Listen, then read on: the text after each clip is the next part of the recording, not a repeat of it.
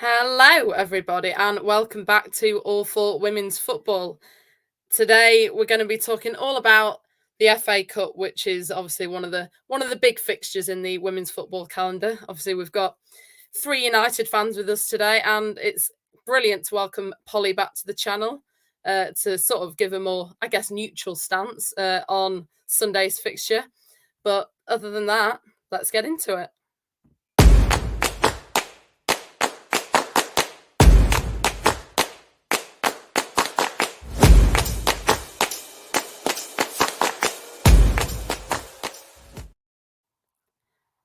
Hello. As I said, welcome back to All for Women's Football. We have got a couple of members missing today, but we have Polly back on the channel, which is absolutely amazing. Let's start. Just how are we all, Jess? How are you? You've obviously had a busy day from what I hear. I have, yes. I took my dog to the beach for the first time, and he had the best time ever. It honestly just filled my little heart with joy to see him bounding around, chasing seagulls. At one point, there was a couple trying to play with a ball, and he was like, "I'm gonna go." I could see them, and I was trying to keep him kind of away. And the thing is, we'd gone past them, and he turned back, and I was like, "No," and he just bolted. So the guy had to pick his ball up, and he just went and jumped at them, fully just bodied both of them separately. And I'm trying to scream to get him back, and I'm like, "Yes, great recall. Thank you, Archie. You're really making me look good here." But otherwise, he was an absolute angel, and yes, he had a blast. So busy day for all of us, but I am well, thank you. Brilliant. Connor, how are we? I've just caught the end of your All for United show. You obviously are still, not happy after the weekend's result.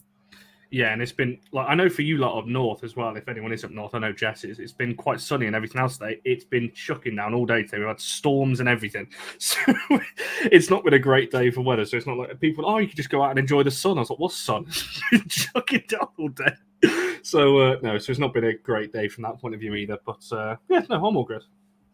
And welcome back, Polly. Polly is actually going to be in the press box for this FA Cup final, so you must be really looking forward to that. Your first Wembley press box.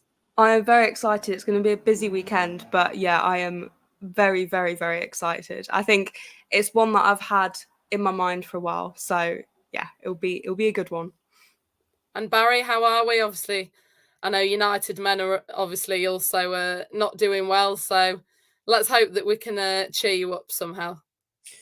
Oh, we ain't got to worry about that. We're here to give a nice balanced view on everything that's going on. I'm not on my sister channel that we go to there. That's where you want to go to if you want to see unbiased, uncut fan content. No, I'm here to be honest and to balance it out. So yeah, but no, the men are doing atrociously. Join us tomorrow night on All for United if you want to hear some more fan chat on that one. But no, for today, we'll crack on with this and see where we end up. I'm intrigued to see what some of the other people think. Amazing stuff. Well, as we all know, we have the small matter of an FA Cup final this weekend. And for the first time, we will have a new winner, whether it will be Man United or whether it will be Spurs. We will have a new name on that trophy. First, just sort of initial thoughts as to, when the finalists were confirmed. What were your initial thoughts, Jess? Obviously, United beat Chelsea to get into the final. So, if you can beat Chelsea, you can beat anyone, right? Yeah, I mean, you'd think so. You're beating champions of England, a team that have gone pretty far in the I don't know why Champions League. I don't know why I had a little blank then on the name of just a massive tournament, but it's fine. Yes, gone pretty far in the Champions League. They go up against Europe's best year in, year out. So to overcome them, obviously it was a big result for United. I think it's fantastic for the game to have a new champion, whichever way you look at it. It's going to be a new name on the trophy, which I think is great.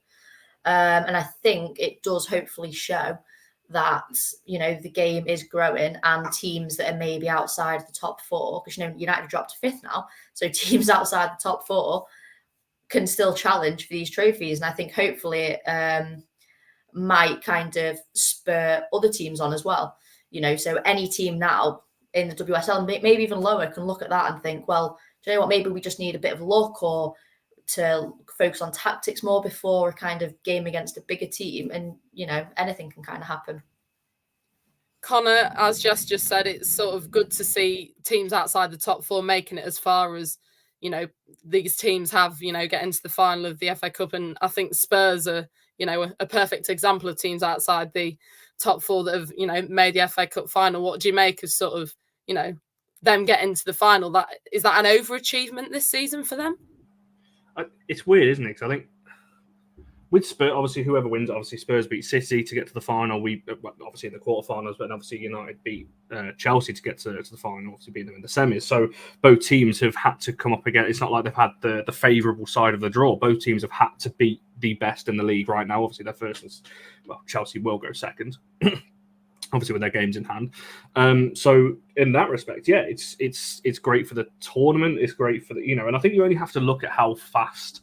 I'm really apologize. I really hope this isn't one of your later questions, but how fast the tickets sold out for both ends. When I was looking at the United one, it sold out pretty much over that weekend straight away. And I was looking at Spurs thinking, are they going to be able to sell out literally within a few days? Theirs were gone as well. So it's like you can see what it means to both sets of fans as well. So I think it's just going to be a great occasion, whichever side lifts it. I think both sides could be very confident going into it because I think, as Trevor Chase put there, both teams' forms have massively dipped since the semi-finals. If you're looking at it as an outsider, you could probably argue this could potentially be one of the worst finals because both teams are playing awfully at the moment. But that could spice it up as well and mean that both teams have got nothing to lose, not fighting for anything in the league. So it's just going to be hell for leather. Could be a load of goals. See what happens. So yeah, I can't wait for it as an occasion more than anything, and see what the intent. I'm intrigued to see what the intensity is actually going to be because they say obviously it's sold out. They said that similar last year, and it was about 10k short I think last year.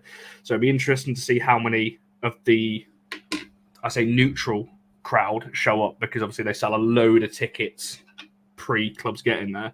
It'll be interesting to see how many of those actually show up and how many maybe have resold them on. And Polly, obviously, Spurs beat Leicester to get to the final, and Man U overcome Chelsea.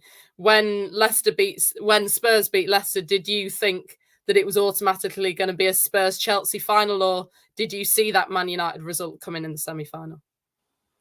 To be fair, I can't say I saw it coming. I think part of you always thinks, it's the FA Cup, anything can happen. But, the way Chelsea played this season, you just think, no one's going to be able to beat them. But, yeah, I guess for United, it's a second opportunity. Last year's final didn't go to plan. Of course, that was against Chelsea.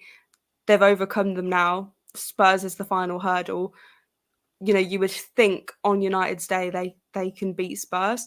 So, to be fair, I think it's one of the more exciting finals in terms of the outcomes it could have been. Because, say, Chelsea had beaten United, then you would expect them to go on and win it.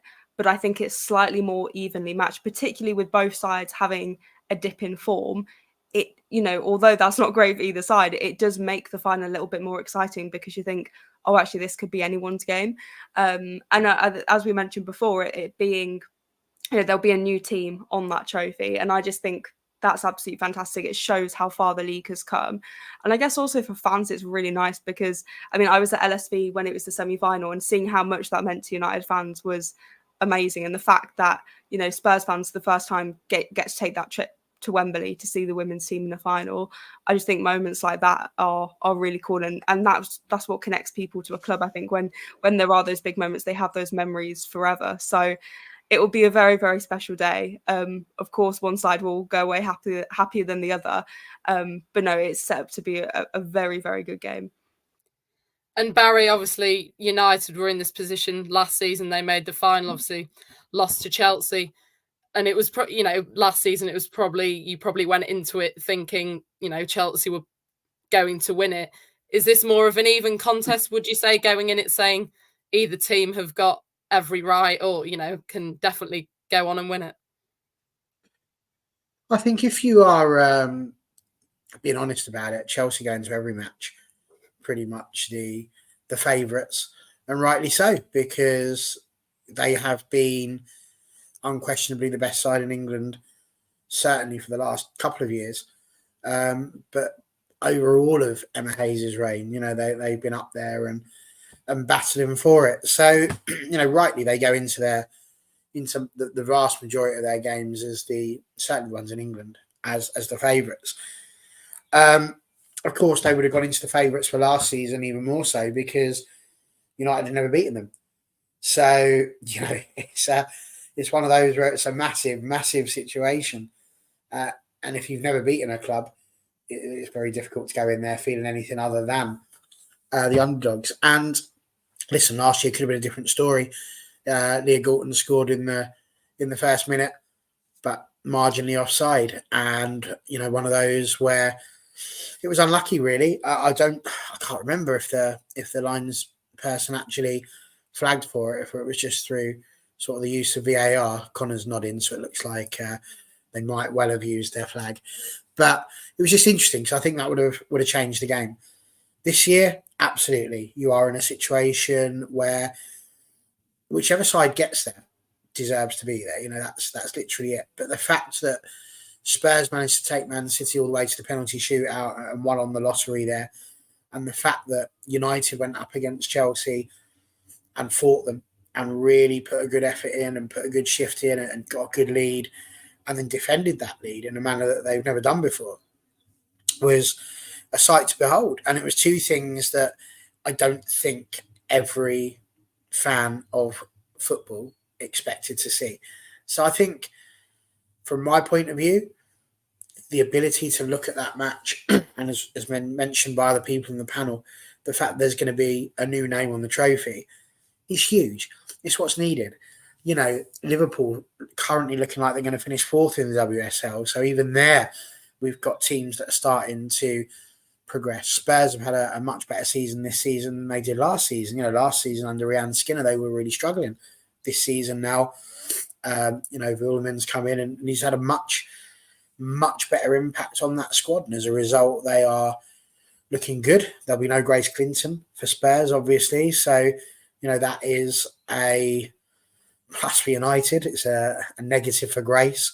And you would argue a negative for Spurs as well. But since we have seen Spurs and United make it to the final, neither side's covered themselves in glory in their WSL form. So are they both in a very even position? Absolutely. And, you look at even the games at the weekend, I think the simple truth is whichever side has the better vision in front of goal and takes their chances are going to be the ones that win it. So it's going to be a fascinating game. And I'm just delighted I've got a ticket and I'm going to be there. So, yeah, can't wait for my first FA Cup final of any gender, which is absolutely stunning. So, yeah, can't wait for that. Well, I hope it goes the way you want it to go in that case, Barry, if it's your first ever FA Cup final. But just going to sort of look at each side's route to the final. Man U, fourth round, beat Newcastle convincingly 5-0. Then Southampton 3-1, then beat Brighton 4-0, and then obviously beat Chelsea 2-1. I mean, Jess, that's like 14 goals and only conceded 2 in the FA Cup. And obviously, if you look at the league form, they don't really match. What do you think it is about the FA Cup that have made Man U go, we really want this? I think maybe it is just that they have literally just been like, we want to get a trophy. I don't know whether it is, they're professionals, so it's difficult to be like, oh yeah, they'll just focus on one thing more than another because they're obviously going to want to win everything. But that being said, I do think that teams, players, managers, whatever, do kind of put a little bit more focus onto things. Like we all know that Chelsea's dream was to win the Champions League, basically. So I think, yeah, maybe, especially as the season's kind of progressed and performances have dipped, it's kind of it became clear quite early on that United weren't even really going to qualify for a Champions League spot. So I do think then the only real kind of the only saving grace for the season could be this FA Cup. The way we're looking, the way United are looking after the loss, especially to Liverpool at the weekend, that's top 4 gone. Not that being fourth really matters, but it's just, I think it's more a kind of, it's just something you say, isn't it? Top 4. So I think being out of that, puts them even further down. It's potentially going to be the worst finish. Last game of the season against Chelsea is going to be really, really tough. So I do think that maybe if United win this FA Cup, they can at least say, okay, we've got some silverware. It might be, in terms of the WSL, the worst season, but here's an FA Cup, here's a trophy that we didn't win, here's, the biggest tournament in England, and we've, United have got the trophy. So I guess maybe as the season's progressed, more and more emphasis and kind of willingness, let's say, has been put on the FA Cup rather than the WSL. No, I completely agree. Connor, I mean, Man U have already beaten Chelsea to get to the final. Obviously, they lost to Chelsea in the final last season. What do you think the biggest difference is between United at that point last season to that point this season, whether that's a positive or a negative? That's a really interesting question, because I would argue last season, obviously, it's weird, isn't it? Because last season, United obviously were pushing for the league as well. And obviously, the FA Cup final last year was 2 games from the end of the season. So United still had City to play and then Liverpool away after that FA Cup final. And Chelsea had a couple of games as well. So the difference United last season, the league was still, there was 2 trophies United were going for, because the league was still very much, on for United as well. Whereas this season, it's all on the FA Cup. It's all or nothing now, in terms of the FA Cup. So there's, as Amara's just asking in terms of who has pressure on them to win, United, I think, have got the most pressure on them, because United are favourites. Whenever way you look at it, United are the favourites going into it now. Whereas last year, it was very much it's a Chelsea. United have never beaten them. Can they do it at Wembley kind of thing? This year, everyone's looking at United going, oh, well, United will win this. Whereas I'm not so convinced that's going to be the case. So that's going to play a different factor, and the players will feel that. And I think that's what's going to make this such an intriguing game for Spurs. It's, a once in a thing for them. United have been here and done it, in terms of been to Wembley, got to the cup final. But this year, there's more pressure. Whereas last year, you get knocked out of the FA Cup, it hurts, but there's still the league to fight for. This year, I don't even want to think what would happen if I got my United hat on if we lose on Sunday. But I will say, I think if Spurs were to go on and win it, you think of how good that is for the league. Spurs are likely going to finish 6th. Like the 6th place team in the WSL winning United are 5th, so the 5th place team winning the FA Cup. I think either or, you're looking at it as a new age. Sounds weird, doesn't it? But you know what I mean.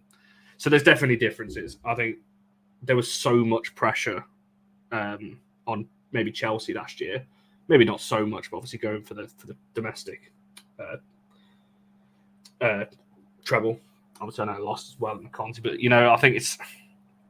I don't know. I think there's definitely differences, but I feel like I was more confident as a United fan after the Chelsea semi-final than I was going into the final last year.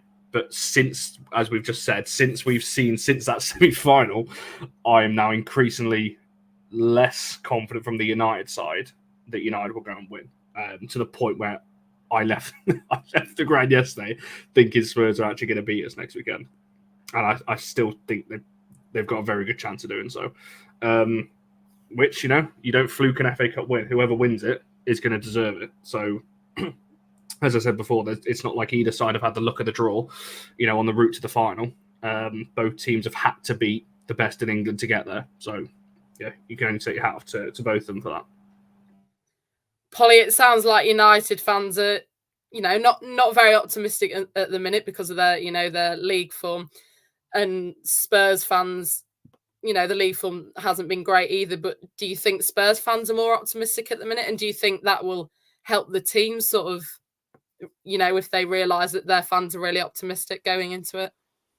I think there's a little bit of that, and I guess that's also to do with the context of both the teams. For Spurs, the FA Cup is kind of a bit of a bonus. They've had a very good season. They beat Arsenal for the first time. They've done very well in the league, and so I think generally the fans are quite happy with the performance. You look at United, on the other hand, their league has not been great. Obviously, the whole debacle with the Conti Cup, it's not been a great season, particularly given last season's form. Perhaps slightly overachieved, but there is that. I don't know necessarily if it's pressure, but it's almost like, okay, there is something at stake here because this is the second time United have got to the final. You don't want to mess it up for a second time. Whereas I guess with Spurs, this is their first experience of it. Perhaps there'll be that kind of I don't want to call it luck, but I guess it being the big occasion, it's the first time they're ever experiencing that. Maybe that will make them up for it. But at the same time, maybe that makes them more nervous. I don't quite understand all the sports psychology of the whole thing, but I do think it is quite interesting because on one hand, you've got, I mean, to be fair, in Spurs' side, you have players like Beth England, for example, who have won a lot and played a lot of Wembley. But generally, that side is less experienced in big moments and finals, whereas United, a lot of the players the majority of them have been to Wembley before, and a lot of them have played in big moments, whether that's for club or country. So I guess in terms of the context and the narrative, United have more at stake, but that's not to say that, Spurs can get completely let off the hook if they lose and have an awful game. That's still going to reflect badly on them. I think it's just more of because it's their first time, and it is actually quite a big achievement for them to get there, given how badly they performed last season. I suppose it's a big opportunity for Spurs, whereas United, yes, it is an opportunity, but it's more of they want to kind of make right what happened in the last FA Cup final. Barry, there's been a few standout players for United in the journey to the FA Cup final, if you want to call it. But Rachel Williams, who I just brought up that comment about her being, a last-minute goal kind of scorer, it really shows how much the club means to her, doesn't it? If she's been one of the standout players in the FA Cup journey for United. I mean, yes and no. I think there's a lot going on at the moment in the chat. There's a lot of people talking about, are United really the favourites? And I think it's disingenuous to say they're not at the moment, purely because you look at the season so far. United have drawn 2-2 and beaten Spurs 4-0 in their own backyard. Whatever happens, even if Spurs win their game in hand, 4 points clear in the league at the moment, had a better league season last year. So, even if it's only slight favourites, I think you'd be a bit mad to say that United aren't the favourites. But they would be the favourites based on history, based on how things are at the minute. You could argue that about both sides. Martha Thomas has done incredibly well in front of goal for Spurs, having not done so well in front of goal for Manchester United. So, Martha is not one of those players who's not going to be able to play in the game. Obviously, she can, unlike Grace. So, as a result, I think both sides have got players that could go in there and nick a goal where necessary. Beth England is still showing that she's able to do it as well. So they definitely have players on Spurs' side that can take advantage. I think for United, absolutely, Rachel Williams has proven to be a weapon. I don't think there is a backline at the league currently who would look up after 60, 70 minutes, see Rachel Williams coming on and think, oh, good, we're going to have a rest now.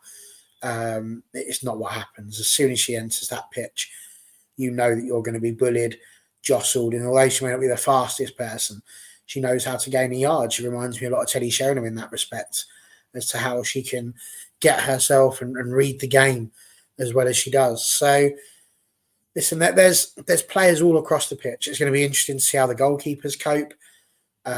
Mary Earps is not having the season that she was having last season. I would be impressed if she ended up getting goalkeeper of the year again this time around. I think her performances have dipped slightly. Defensively, United haven't been anywhere near what they were last season. Losing on Abatier obviously made a big difference to that. And Gabby George getting injured didn't help. So with Jade getting injured, that the fullbacks haven't quite been the fullbacks that we probably would have chosen to put out there. So I think there are issues on United's side that means I can understand why people might look at Spurs and think, there's not that much between the clubs. And they're probably right. But that does just make for, I think, what's going to be an incredibly entertaining FA Cup final, because the fact that there is no, I suppose you could say, clear favourite in terms of the way the season's gone, the fact that it's quite close in the league, this season does make for a very interesting narrative and a very interesting game. And as Connor says, you don't fluke an FA Cup win. You know, you might fluke a goal, but you've still got to get the other 89 minutes of the game out of the way, and you're not going to fluke that. So again, it comes down to, I said in my last one, who can be the most composed in front of goal when the big stage is there. Spurs, having not been at Wembley, is a big thing for them now. You know, it's not like turning out at the Emirates or Old Trafford or even Stamford Bridge. They're all big clubs and all big stadiums, but this is going to be a sold out Wembley Stadium. And that's a much, much, much different situation for the players to handle, and the expectation as well. There will be Spurs fans going into this game 100% thinking that they can win this game, just like there are United fans sitting there. I think from the United fans' point of view, they're probably coming at it more from hope, you know, because they're desperate to win something. United fans want to start seeing the women's team have the impact on the game that the men's team have had, and that is prevalent among the fan base. For Spurs, they don't have that pressure. I think if you're honest, nobody is necessarily going in there expecting Spurs to win the game. There's a lot of hope in Spurs win the game, and I'm not just talking about Spurs fans there. I think for me, that's the big thing, is the fact that if Spurs don't do it, they will look back over it and go, look, we beat Man City, we got ourselves there, take it, compare it to last season, that's progress. I think if United don't win it, a lot of questions are going to be asked around what's going on at the club and why it is that they weren't able to get there. And that's why I talk about the favourite side of it. So, yeah, listen, I can't wait. I think it's going to be a really, really, really exciting game. And I think all of the above just really adds to it. It's going to be an incredibly tasty affair. I think you summed it up perfectly there, Barry. I just, as a neutral, fan, I really couldn't call it at the minute. It really is just about who turns up on the day. Going into sort of Spurs' route to the final, they overcame Sheffield United 3-2, beat Charlton 1-0. Then they obviously beat Man City on penalties, and then they got the semi-final win against Leicester. Jess, they were 2-0 down against Sheffield United, and then obviously won 3-2. So do you think that sort of, that attitude to come back from 2-0 down sort of set the tone for the rest of their FA Cup journey? And is that why they're maybe in the final? Yeah, I think it definitely shows like resilience, basically. I mean, I think when I kind of saw the result, I was quite surprised that they had conceded to begin with. I would have expected them to kind of find that game easier than they did. But at the end of the day, sometimes you do struggle against teams that you maybe shouldn't. And I think the fact that they were able to kind of overcome that and find a way to sort of, break down kind of the lines and then come back and end up winning that game really shows that they are a quality team and deserve to be in the final. I think that result definitely would have been good for them, and I think probably did sort of help pave the way to getting into the final. And yeah, I think it just shows that the players have got kind of like a really good attitude, and they really, really like want to get some silverware. They've done remarkably well really this season. Tactically they look really good. So I do think that they are going to be a huge opposition to overcome in this final. I don't think it's going to be easy for United. If we're saying United are kind of the favourites, which they probably are, I don't think it's going to be easy for them at all. They have got to break down a good Spurs side. And I think Spurs tactically have been fantastic this season, and especially in the FA Cup. Connor, just touched on how tactically Spurs have been very good this season. How much of their success, if you want to call it this season, do they owe to Robert Villaham and how brilliant he's been since he's been at the club? Oh, 100%. I think for me, it's between him and Matt Beard for manager of the season. I think when you're looking at what those two have done this season, I think I said this on another show last week, that I think I would probably give it to Robert over because of the fact he got to the FA Cup final over Matt Beard right now, because obviously, getting that far is exceptional. He is an elite coach. I knew him a bit before that, just from people I speak to over there. He was highly rated, before he came to Spurs. just seems such a likable person as well. And, you know, I think he just seems like a really good person to have as a manager and to have as part of the team. You know, clearly very knowledgeable. He did an interview with people who you may know. Obviously, Miriam, the She Scores Bangers account, she had him on for a show on her channel, and it was brilliant. The way he speaks about football and the women's game as a whole, he just is, you know, just has pure like care and wants to drive it forward. And, you know, the way he spoke about all of that is amazing. So for me, yeah, I'm incredibly envious of the fact that Spurs have got him, to be honest, because I think he is a top tier manager. I think we will start seeing him. Whether that's with Spurs, I don't think it will be, but I think we'll see him, you know, in the last stage of the Champions League with another club, potentially as well, further on in his career. So yeah, it's not all down to him. Obviously, he's got other coaches as well, and the players have ultimately got to carry out the instructions that they're doing in training and what they work on. But I think you only have to look at, Barry mentioned it earlier on the show, that Spurs last season compared to this season, the big change is the manager, and look at how much, you know, they brought in. Obviously, Grace this season on loan from United. They've just bought well, and I think they've made some sensible signings. I think I would just say watch this space on Spurs for this summer as well. I think if they get the signings that they are after and are looking at potentially getting over the line, I think they are going to be extremely dangerous next season, which makes the league better because then you've got Liverpool, United, Spurs, and obviously City, Chelsea, Arsenal potentially all going for 3 spots. So yeah, I can't speak highly enough of him. I just think he's a really good person and an exceptional manager as well.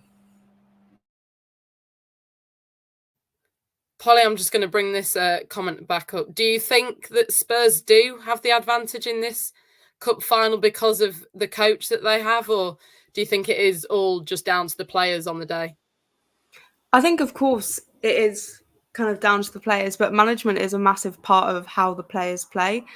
And I think the thing that I've noticed about Spurs is that Wilhelm just he understands the players, he gets them. And so I think when he, you know, after he came in, he's got this slightly random group of players, but he's got them to gel and he's got them to work really, really well. And I kind of admire that massively about him because, yeah, he somehow made it work. And I think he understands the football, but he really understands the human side, and he seems to have a lot of empathy. And, you know, I'm not saying Mark Skinner is not empathetic or anything like that, but I don't think he necessarily is that whole package. And I think that's what United have been missing. You know, I know earlier in the season, I always come back to it, but the Manchester derby at Old Trafford, I've never seen a United team look so divided because they were shouting at each other. The whole team looked like they've had a massive row. Mark Skinner was just in a bit of despair, and it's like that's what you don't want from a team. That's how you don't lead a team. So to see Spurs, on the other hand, actually, they've had some tough moments, but they've looked very together as a team. I think that makes a massive difference. Of course, it's even more special for Spurs. It's their first time going to Wembley. They'll kind of have that. I don't know how to. I don't think it's sentimentality, but kind of, yeah, they know it's a special moment. And I also just think Wilhelm has done it very right. He's of course he's got this success with the side, but he's gone about it in a way that it hasn't looked like a massive struggle. And, you know, he's kept things very calm, and he's not extremely animated. There's nothing wrong with being animated, but I think he's kind of presented a really good version of the team. And that's why Spurs fans are also a little bit more optimistic because they've got a lot of trust in him.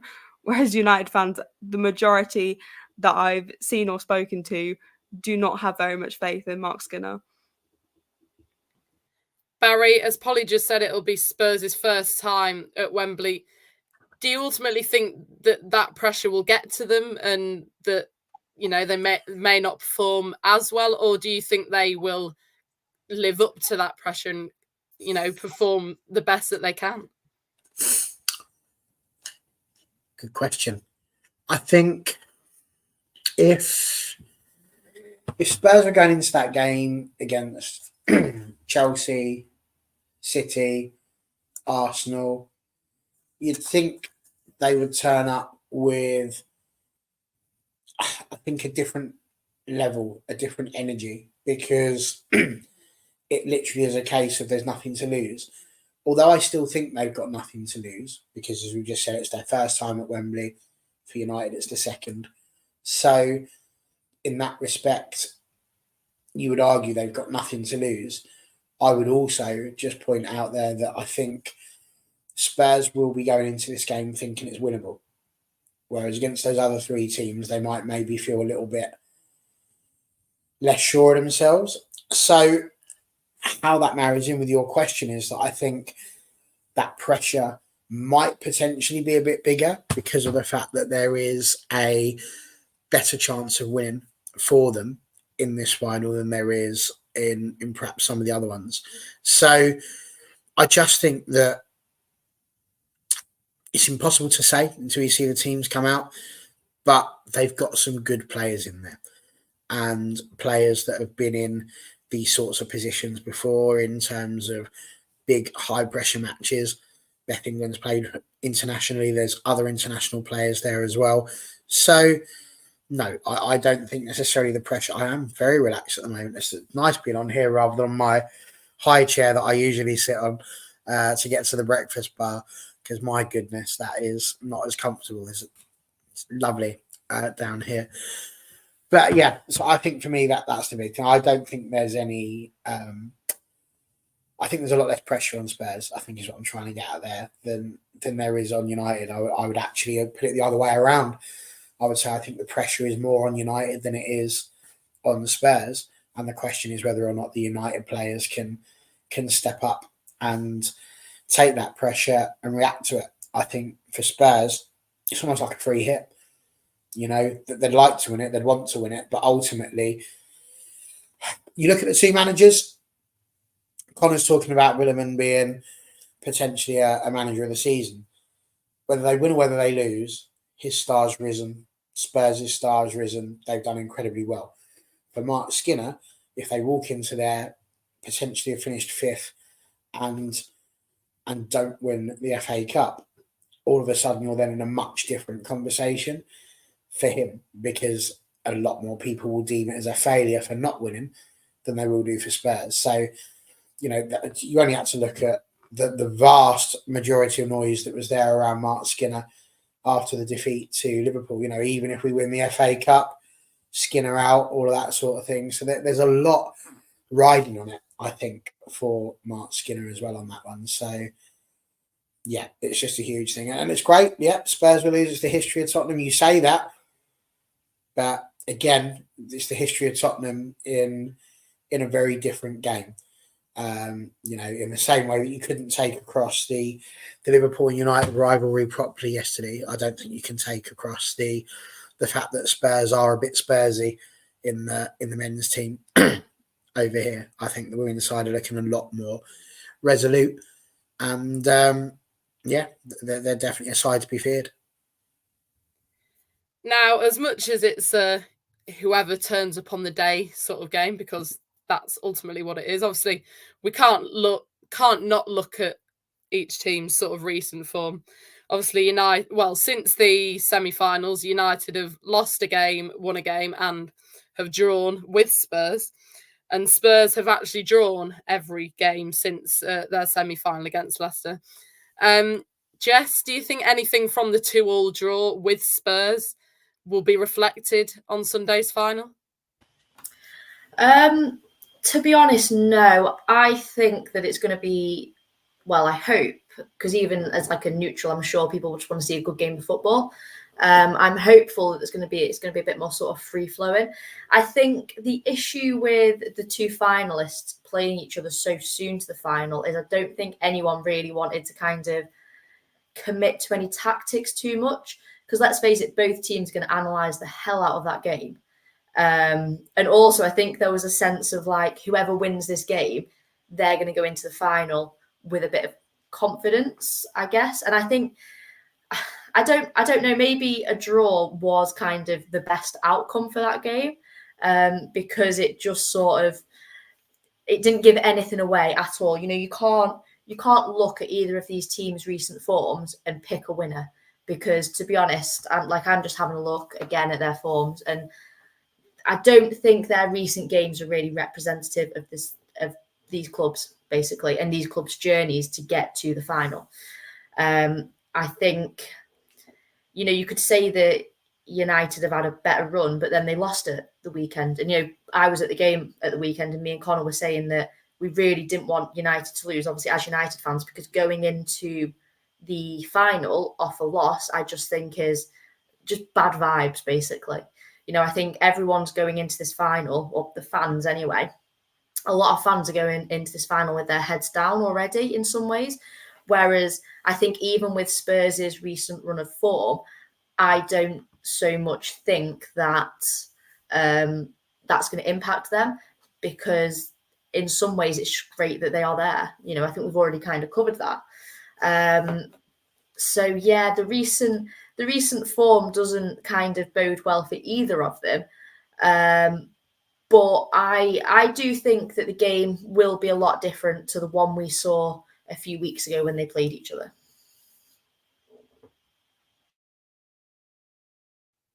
Completely agree. Connor, I was just going to bring this comment up. Do you think, that it will impact Mark Skinner staying in the summer if you were to win or lose, or do you not think that would be the case? Without coming across super, super arrogant, I don't think I know that it's not going to make any difference. The club, I think, well, whether you believe me or want to believe me or not, it's up to you. You're the viewers at the end of the day. The club, I believe, want him to stay anyway, so I don't think it's going to make a difference. Whether win or lose the cup final, it's more of a case, can they get the length of the contract agreed? I think is the question. Read Mark Skinner's contract. He obviously wants a longer one. He's just had a new baby, so I can understand. If he wants a longer term contract, the club maybe want a more of a shorter term one on that one, because it's the same on the men's side with Erik ten Hag. It looks like he might stay for another year under Ineos, and Ineos want to see what both managers can do under the new kind of structure, which is fair enough. I can understand that from a business point of view. Yeah, I agree, Sean. I mean, I've made my... even if I took my United hat off, I think you can look at the cup final and a 5th place finish as progression in one eyes, because yes, you won a cup that you have never won before, and didn't win last season, despite getting to the final. You could equally look at it as regression, because you look at the league and you go, well, they've dropped from 2nd to 5th. So, on that point of view, I think it puts into question a little bit. Equally, also, there's been a lot of questioning of Ineos, and I don't want to go off on a massive tangent because this isn't really for a different channel, but I feel like we will see Ineos's ambitions a lot over the next 12 months for the women's team.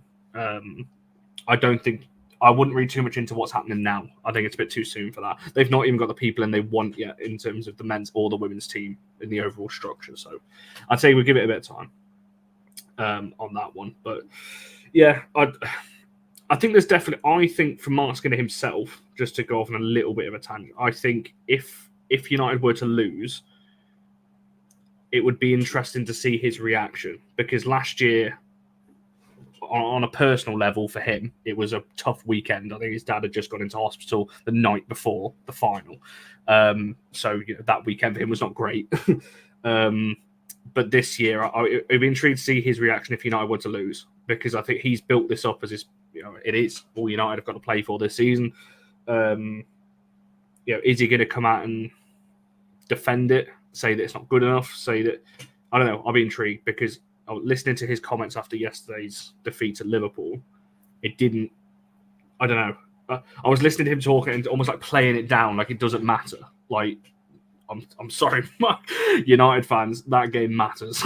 You can't just lose to Liverpool twice and expect fans just to be like, yeah, it's fine. We lost. It doesn't matter. No, it matters.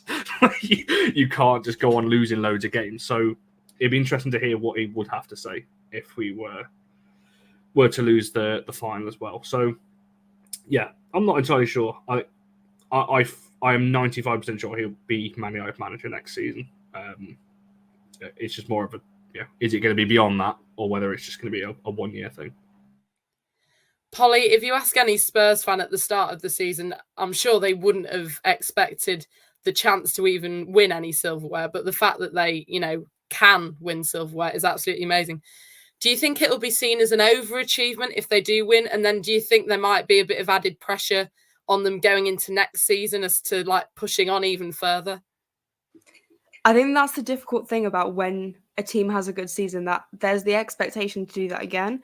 And actually, you saw with Aston Villa last season, I guess potentially United as well, that maybe they did overachieve last season. And to keep that momentum going and to keep that up for a second season is really difficult.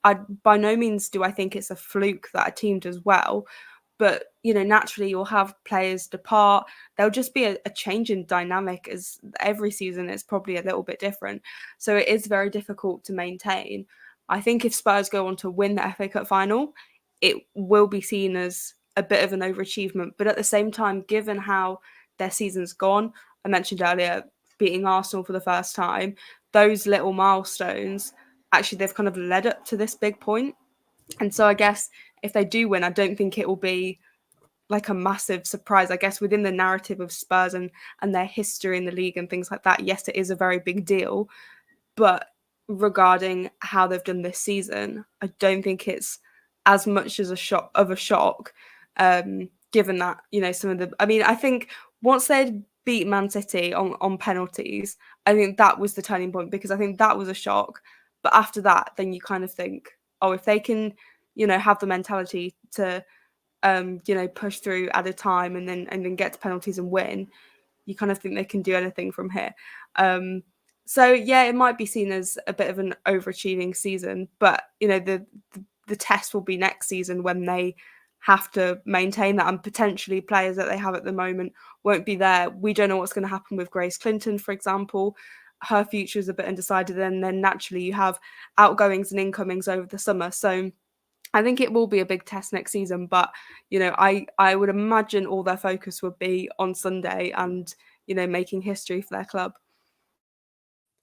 Completely agree. Finally, on the FA Cup, Barry, I think if you're an outsider looking in on the WSL and the FA Cup final, and you think, and you look at it and there's two new teams in the final, you'd look at that as increased competitiveness in the women's game, wouldn't you? In terms of, you wouldn't necessarily go, oh, I really want this team to win, or I want this team to win. It's just really nice to be able to see not a Chelsea in the final, for example, or not an Arsenal, or not a Man City in the final for once. Yeah, I mean, listen, I've said on this channel plenty of times that the problem that we've got in women's football is that it's in the generation that it's in now, which is the now generation. You want to go and watch a film, it's right there on the TV for you now. If we have my back in the war moment thing going on, I don't think kids today would really understand what it's like to have to sit there and go looking through the TV listings to see that there's a film coming out on Sky Movies that premieres on a Friday at 8:00, and what it was like going off to get the popcorn, to sit yourself down in front of the TV to watch that sort of stuff, because you couldn't get it on demand when you wanted to fit around your schedule. And the problem is that everybody wants that now. But it is a sign that the WSL and women's football in general is growing and that it is changing. You can see it dripping through the leagues. The Championship is getting more competitive. You're seeing teams, even at Tier 3 level, putting more money into their women's team. You're seeing your Tier 4, Tier 5 teams really starting to push hard to get themselves into these higher levels. And the more you watch that, the more that you see the game is changing, and for the better. But it's not going to happen overnight. And it's the same thing here with the WSL. We're in a situation where, by all rights, Manchester City should have been home and hosed for the title. It didn't happen. They let it slip. Of course, Chelsea went off and, put enough goals past Bristol City to make somebody from the Carry On films blush. And as a result of that, it's all open again. But even that's good. I mean, did we really want to get to a point where at the end of the season and that last game after the FA Cup final, there was no jeopardy, there was no title race to be had? As it stands now, that's probably going to be the most exciting end to a WSL season that we've had in a very long time, because City will be facing Aston Villa knowing they have to win. which you would imagine they would do.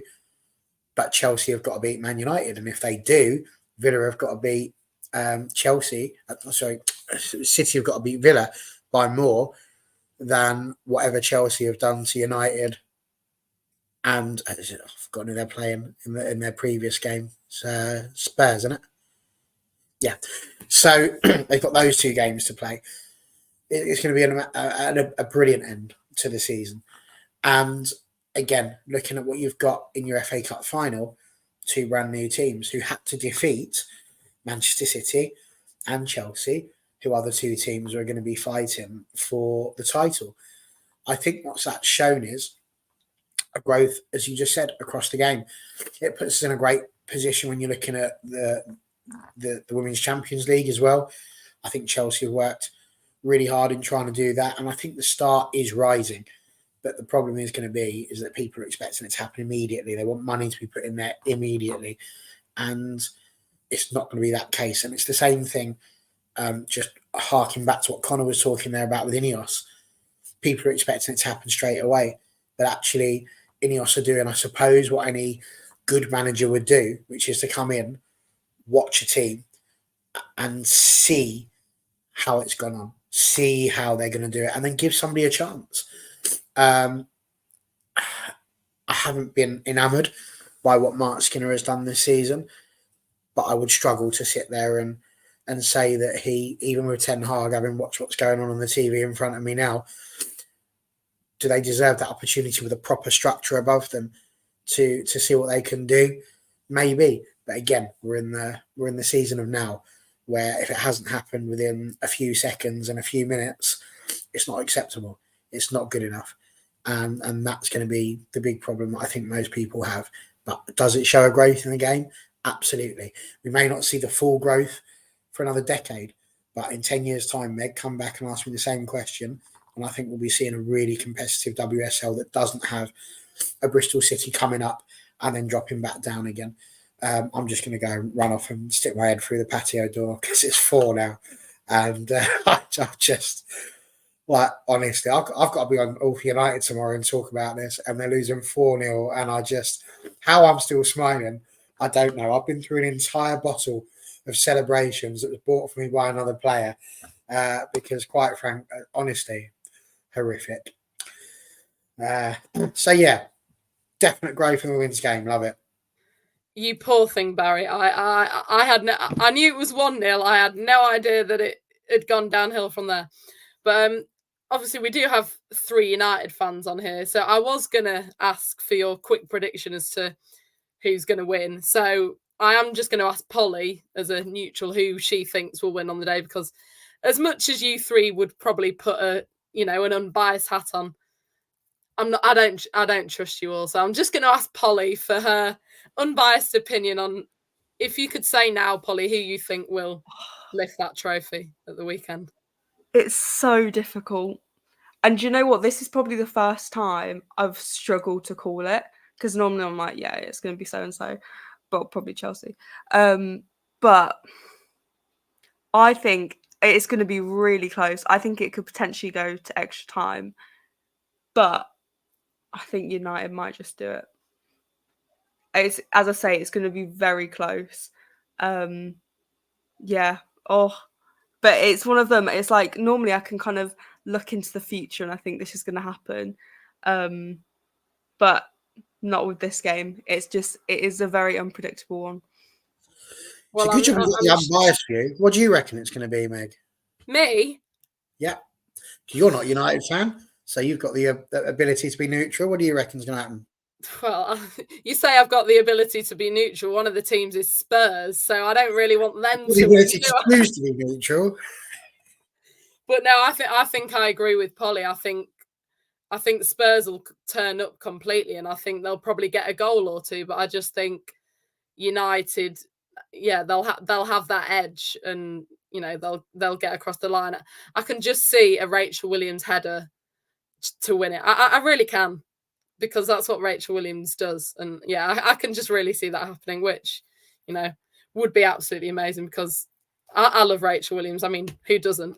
But if there is going to be a player who scores a winning goal in the FA Cup final, somebody like a Rachel Williams, with the level of effort she's put in across all of football, not just talking about the time she spent with United. She's been one of those who had to pay to play effectively. She's gone all the way through the generations. And I think if you're going to pick a player who could get the headlines for an FA Cup, I don't think you'd find a more worthy candidate amongst the 28, 20, 30 players that are going to be named around the two squads. Yeah, completely agree with you, Barry. So that's rounded up our FA Cup final preview. But before we end the show, there's a few other things that have been going on in the world of women's football this week that we can't really not touch on. The first one is Bayern Munich have lifted the Frauen Bundesliga for the second consecutive season with only a couple of games to go. Obviously, Georgia Stanway found herself on the score sheet in that game. Connor, what does that mean for German football? Obviously, Bayern Munich and Wolfsburg have sort of been the two dominative teams as of late, and Bayern Munich have now got themselves a second consecutive title. Bayern have just blown Wolfsburg away, really, this season. And they actually play each other, by the way, on Thursday in the cup final. So there's a chance for a double for Bayern this week, which would be interesting because when you've just won the league, and you're going into this cup game, they celebrated hard at the weekend. If anyone's seen the video, so it'll be interesting to see how Bayern show up on Thursday. They've deserved it. Bayern have conceded 7 goals this whole campaign. They're just incredible. I always just look back and think the Champions League, they should have gone further in the Champions League this season. Bayern, obviously they were unlucky. They were in the toughest group going. Ajax, PSG, Roma. You're not going to get a tougher group than that. Pernilla Harder, great addition. Obviously won the league. Now, is that 9 in a row? She's won it now. She just wins the league everywhere she goes. And it's going to be interesting to see what happens with Bayern next season. Obviously, they've already added Oberdorf. They're likely to add a couple more elite level players as well. They're just a good team to watch, So Horror deserved it. Yeah, as someone said, they're unbeaten in the league as well. They want to keep that towards the end of the season. So there's always just going to be that little bit of a caveat that they probably should have gone far in the Champions League this year, I feel. So I think next year, they've done back-to-back leagues now. I think next year, their aim has got to be semi-finals of the Champions League. I think at least that squad needs to be going far in the Champions League. Really happy for them. And I think United and Bayern have always had a bit of a connection anyway, but I think Bayern Munich seem a very good club, well run. The fans and the play. I've got a mate over there who, post game, fans are on the pitch with the players, celebrating with them and lifting, the fake trophies that they made for them, and just incredible. I would love that over here. It would never happen. You'd never get that over in England. But the connection between the fans and the team, it's just amazing. So. Yeah, really happy for them. I think they've won it by they're 7 points clear, and there's still 2 games left. So, they've been exceptional. But all eyes on Thursday on that one, and I'll round it off there. But I will say I have got a show coming on this channel with hopefully Alina. I think she said she's going to come on. So talking about Bayern's season in more detail. So stay tuned for that one if you're interested in more of what's happened in Germany, and we'll dissect a little bit in terms of what's gone wrong with Wolfsburg this season because they've been shocking. Polly, Barcelona women have also lifted their respective league trophy. I think it was 15 points clear of Real Madrid, who was in second. What does that sort of say about, obviously, you've got the WSL that still the title has not been decided, and then you've got Liga F where Barcelona have won it with 15 points in it between them and Real Madrid. What does it sort of say about the competitiveness in the different sort of leagues across the world? Yeah, I'm pretty sure there are 4 games left as well for Barca to play, and they've already won it fair and square. And I guess everyone kind of knew that was going to happen, and that I think is a shame with the league, because with the WSL, obviously there's always Chelsea are probably going to win it, but actually, it kind of could be anyone. It's normally a kind of a 4-horse race and then drops to 3. But you think about the WSL going into the final games or the final couple of games for some teams, it's so unpredictable. The way this weekend is turned, you think from, was it Wednesday, the Chelsea-Liverpool game, to obviously everything that happened yesterday, that's what makes football so good. And yes, it's amazing to see Barcelona play and, they're thrashing teams 10-0. And okay, maybe that's nice to watch the goals go in. but there's just not that competition. And it is frustrating because when you try and have these derbies like the Barca, Real Madrid, they just don't really exist because the levels aren't the same. Like there is that traditional club history, but that really hasn't transferred to the women's game there because the teams can't compete. And I guess you could kind of draw a parallel over here to how it has traditionally been with Arsenal and Spurs. I guess now, obviously, with Spurs being Arsenal, mentioned it about 100 times, you know, it is becoming more competitive, but it's quite frustrating because, you know, Barca are, you could say, the best club in the world, but actually they're in a league where it isn't that competitive. And I know there's a lot of argument like, oh, what would happen if Barca played in the WSL, for example? How would that go? But like, I just think even if you look between, I don't know what I'm saying, in Liga F, if you look at that table, there's still a massive gap between Real Madrid and Atletico Madrid. Like between second and third place, there is still a big gulf. And so it's not even a thing of Barca are by far the best team. Like, yeah, they are, but actually within the league, there are massive disparities still. So it is a little bit frustrating. But to be fair, they do have a bigger league than the WSL. I think there are 16 teams rather than 12. So part of that, I guess, you could put down to that. But yeah, it's a little bit unexciting because you can kind of always guess what's going to happen every season. I guess Barca's kind of big one is the Champions League when there's a little bit more jeopardy. I mean, I say that as, you know, they've won it multiple times, but there is still a chance that they won't get their hands on that trophy. Yeah, it's just crazy, isn't it? But they just dominate, you know, the league, Champions League. It's just crazy, and the players that they have, you know, in their squad is just, yeah, it's just world class player after world class player after world class player. Barry, Polly's just slightly touched on the mad week that the WSL has had. We had Liverpool beat Chelsea 4-3 in probably what was, you know, probably the game of the season, and Emma Hayes pretty much wrote off the title. Then City are 1-0 up against Arsenal until the 89th minute, and then Stina Blackstenius goes and gets a brace because she's this big game player.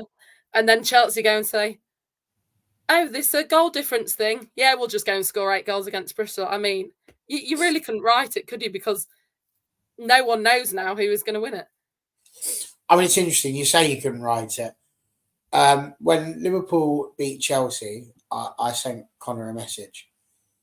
And that message effectively said words along the lines of, watch Arsenal beat City. And it'll all open up again.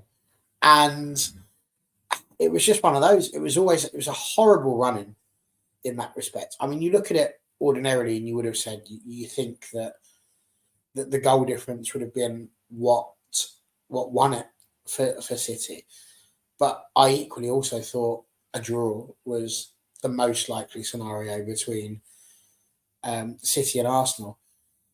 That defeat was huge. I mean, genuinely, you would have sat there and thought that Arsenal, that they couldn't be beaten for third. They knew they had third.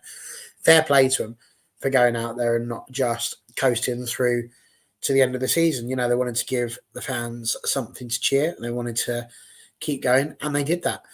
Now, that win over City was huge.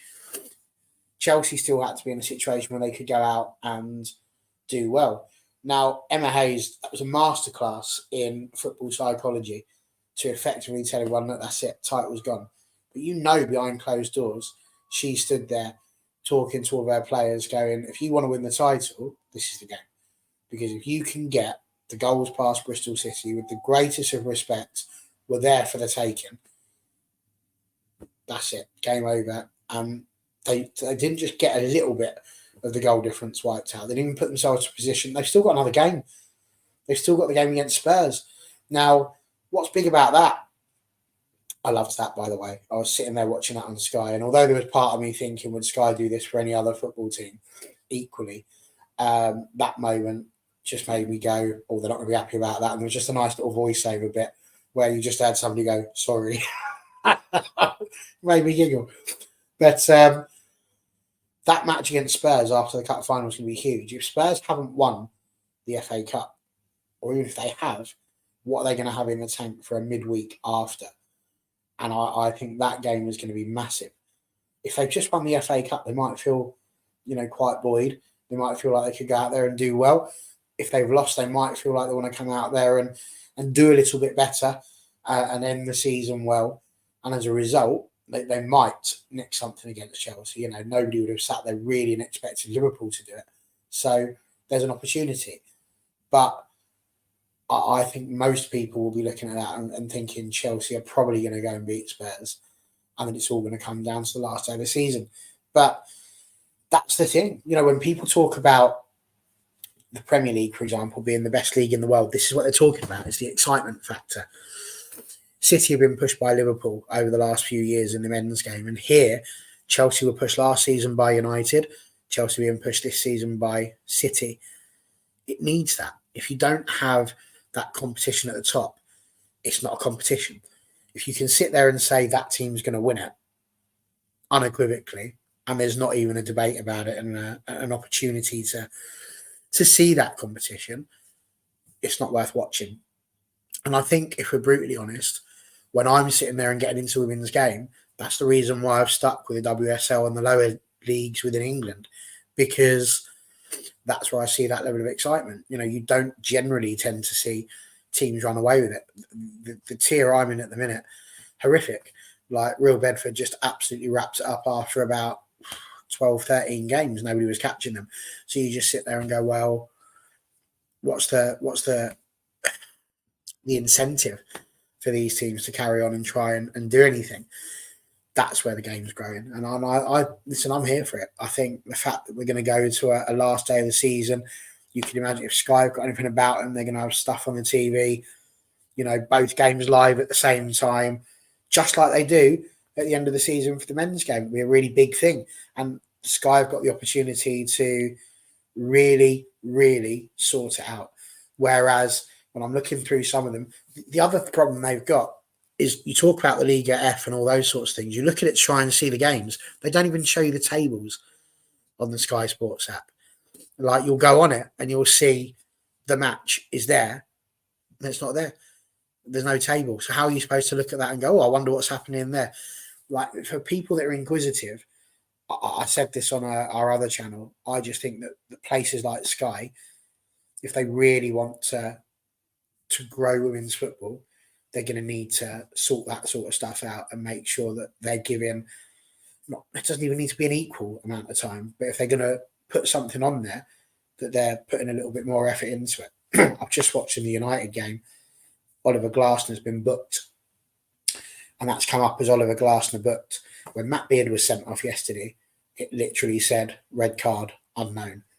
They didn't even bother to put the manager's name. So I just feel like, there's a little bit of tokenism being put in with what they're putting in on there. And I would just call for that to be better because honestly, it's quite frustrating. But yeah, loving it. WSL, what's a place to be? Yeah, I mean, I can't believe it. I mean, I was speaking to Rob about the Chelsea-Bristol game and he was there and he said that when Guru Wright scored her third goal for her hat-trick, she actually ran into, because I didn't watch it, she actually ran into the net, picked the ball up and said to Fran Bentley, sorry, we need these goals. And like that just sent me over the edge because, I mean, Guru Ryan pretty much summed it up. They needed the goals and, they went on and scored 8. And now it really is anyone's, City's or Chelsea's WSL title. She said after the game, we've not been in this position before. She said we've been in lots of positions before. We've never been in this position where we're chasing the goals and where we're trying to have to do that. And I think that's good. It shows that even City there, even Chelsea there, they've looked vulnerable for a period. And I think that's a good thing for the game, not because, Chelsea are not a nice team or because everybody wants to see somebody else win. But ultimately, if you want a competitive league, you need to see a bit of vulnerability in your top teams occasionally. And that's what's happened. But fair play to them to come out and do what they did. Just shows why they're the best team in the country at the moment. Completely. Well, that wraps up today's show. Thank you, everybody, for watching, commenting, all that good stuff. Thank you to Polly for coming back on. Always a pleasure to have you on and your expert knowledge. Not sure what next week's show is, but we will be back next Monday. We will see you then. Goodbye.